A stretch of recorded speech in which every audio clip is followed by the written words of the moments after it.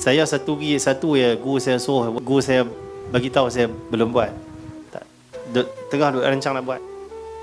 Guru kata sepatutnya kita pergi salam peluk orang yang buang sampah dalam rumah kita. Sebab apa? Tanpa depa ni rumah kita semua busuk. Depa ni orang mulia, sanggup rendahkan diri depa, khidmat ada kita. Hargailah depa. Tapi depa mai ke 3 pagi mai. Jenuh tunggu 3 pagi ya. Tapi kalau kena satu masa dia Allah izin, salam depa. Depa tu bagus yo. Kalau mai buang sampah angkat tangan tu. Ustaz apa? Tengok depa.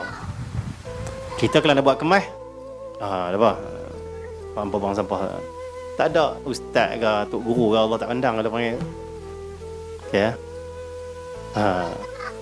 Jadi sebab tu kita kalau nak buang apa kat sampah tu fikir depa semua. Kalau kata benda tu busuk apa kikat ke elok. Okey. Buang depa buat kerja. Jangan. Depa nak kena angkat tapi depa sanggup buat. Orang kita buat nayak depa tu. Buang depa anak semua. Dia pandai-pandai depa.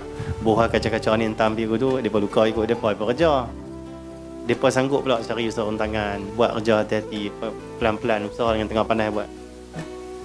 Sebab depa nak cari duit yang halal lah, rezeki lah. Depa tak ada pergi menipu orang. Hargailah. Kalau jumpa orang yang buang sampah depan rumah kita, bagi salam. Assalamualaikum. Orang Islam tu. Boleh katakan banyak orang Islam lah tu. Bagi salam. Tak Islam tak jawab. Assalamualaikum. Sihat ke semua? Senyum ada apa? Senyum. Kalau kita ada kuih, ada ayam apa semua, kalau boleh bagi depa. Bagi driver lepas lagi berhenti lah, jamu lah. Kalau kita pakat buat macam ni, mereka akan rasa dimuliakan. Harga diri mereka tu. Kalau kita sebagai orang agama, mereka akan jatuh hati dengan agama. Lagi dekat dengan orang-orang agama. Macam tu Ni kita nampak kadang mereka duduk petik sampah, kita pergi baling pula. Seolah mereka, insyaAllah. Dan nampak lori sampah mai, kita pergi buah sendiri. Macam tu Orang duduk misi rumput depan rumah kita tu, tegang lah sikit. Apa tak kerah kita ni. Buat macam buah tu. Tak tahu mana?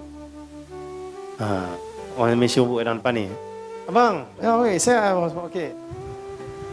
Tu pakcik tu, guard tu duduk jaga tepi ni, store ni. Tuan Mahathir punya sekolah ni.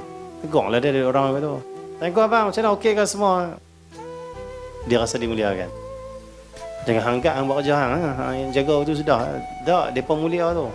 Tak tidur itu tinggal nak bini di rumah mai jaga. Macam tu Hargai orang.